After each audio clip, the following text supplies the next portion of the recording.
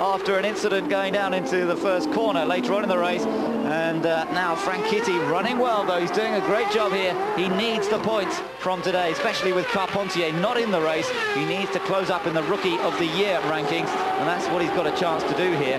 The others follow through, but Zanardi now in 4th place goes chasing after Gilles de Ferran, but there's quite a big gap now between de Ferran and Zanardi. Let me see, as Zanardi goes across the line, he's 10 seconds behind de Ferran, just 6 laps to go. So it's going to take some sort of miracle for Zanardi to close that gap, but of course he has been putting in a pretty remarkable performance here this afternoon. You have to say, though, Alex has driven a great season this year, but he's just made too many mistakes today. You cannot get away with making mistakes like he's made today and go on and win races and wrap up championships by driving in that way. He hasn't shown the restraint and the control that he really needs. No, he hasn't, has he? But unbelievable, really, that after all that drama, he should come back and be in the top 4 right now.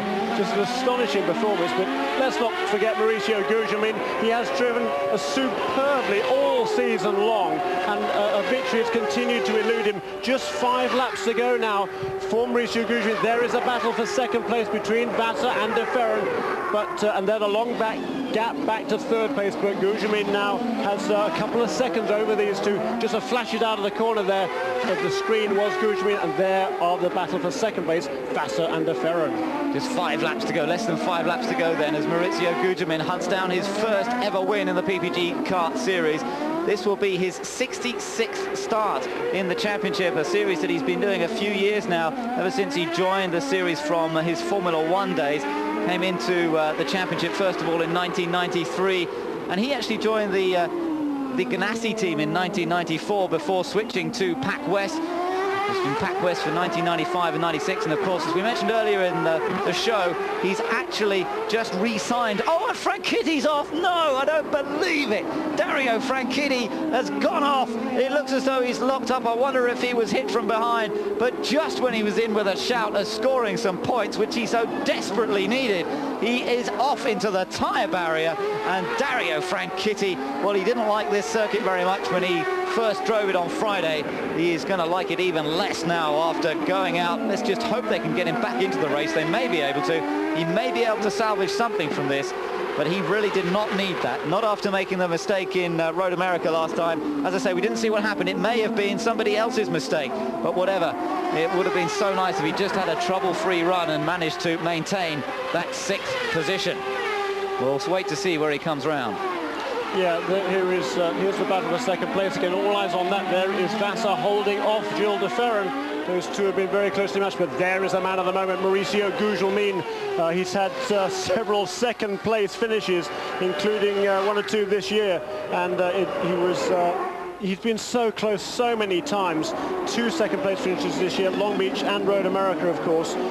4 in all, and the first victory beckons, doesn't it? It does, but don't forget, we've said this before, because he was leading in Detroit at one point and then ran out of fuel, just as Marc Blundell did in those closing laps. There's Zanardi still closing up that gap to Gilles de Ferran, but he's still too far away, really, to worry about it. And let me just see if Franchitti came round last time. Did he come round in 12th position? We've got him being shown as 12th, but I'm not sure if he actually came round at all. No, I don't think he did. I think he was buried on the tyre wall. I didn't see him come past, certainly, and I think that could be sort of vital points down the drain for Dario Franchitti. 6th place points, that would have been 8 points there, and boy, he needed those. He desperately needed them. 2 laps to go, that's all.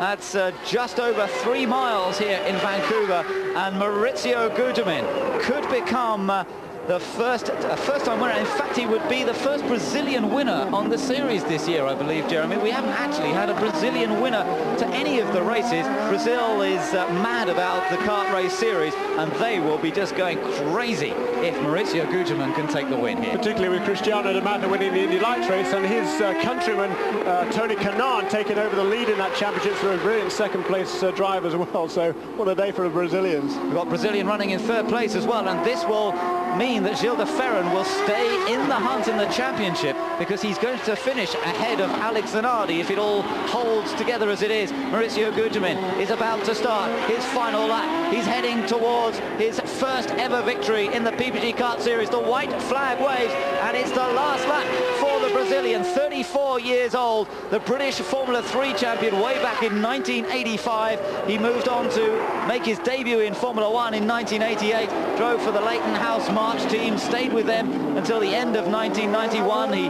drove for Jordan as well in 1992 when they had the Yamaha engines. Very difficult season for them. His best result was a 7th place. That was the impetus really for him to come over to the United States and try his hand at the PPG Kart Series. And in all the races he's done since then, he's come close on so many occasions, but he hasn't yet taken a win. He's got just half a lap to go to record his first ever victory in the series, and Bruce McCaw down in the pits, the boss of the Pac West team, will be over the moon about this. They've had 2 wins already this year courtesy of Mark Blundell. It's going to be 3 wins for the team, but it's the first win for Mauricio Gugelmin. Big Mo does it in Vancouver. Fantastic performance as he crosses the line, he punches the air, and the team just go crazy. Jimmy Vasser finishes in 2nd place, Gilles de Ferran in 3rd, and Alex Zanardi survives an incredibly busy traumatic day. Oh, Christian Fittipaldi! Christian Fittipaldi's crashed on the last corner. Oh, and there's cars coming. Get out of there, Christian. Oh dear, still limping badly because of the broken leg suffered in Australia. Final results: Gugelmin the winner from Jimmy Vasser, Gilles de Ferran, Alex Zanardi surviving to 4th, Alonso Jr. 5th ahead of Raul Boesel in 6th, 7th for Mark Blundell, 8th for Brian Herter, who survived to finish 8th, Christian Fittipaldi 9th, Ribeiro 10th, Parker Johnson 11th, and Juan Fangio, the final point scorer, in 12th. Dario Franchitti classified as 13th in the end after that accident. We still, unfortunately, didn't quite see what happened in that accident, but the bad news is he will not score any points from today's hard work and a good effort that he put in today. Mauricio Gugelmin, you have waited so long in your career for this moment. I hope it's living up to the expectations. How do you feel? Feels great. It's just very hard to describe. I mean, I'm so happy that the team did a great job today. They gave me the car to be up there at the end. We conserved fuel. The Mercedes engine was just great. The Firestone tires, the same as usual, good grip. And then in the end was just concentration to keep the car on the road, and I knew I had the car today, so I was very happy with the result. And I just have to thank everybody that support me, especially Bruce McCaw, that had put this race team together, which is just great. How hard was it to be patient on this day, particularly in the first half of the race when you were stalking Jimmy Vasser for so long? Well, we knew we could run with him. I was saving a lot of fuel because here, despite the fact the windows are big, it's always tight on fuel. And I left my steam for the end, and that's what I did.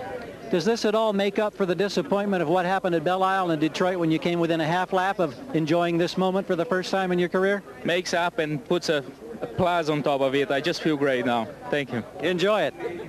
Bob? Hey, Brian.